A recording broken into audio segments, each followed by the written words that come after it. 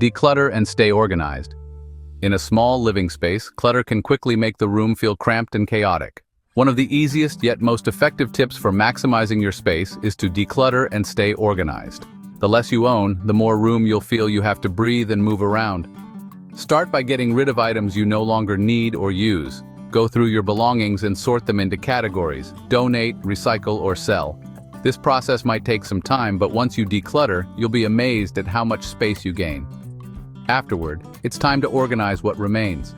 Consider using storage bins, baskets, and drawer organizers to create a sense of order and keep things tidy. These tools help to keep everything in its place, so your space feels less cluttered and more functional. One of the best tricks for staying organized in small spaces is to incorporate hidden storage. Opt for furniture pieces with built-in storage compartments. For example, choose ottomans that open up to store blankets, books, or other items. Bed frames with built-in drawers are perfect for stashing away extra bedding or clothing, while couches with under-seat storage keep your belongings out of sight.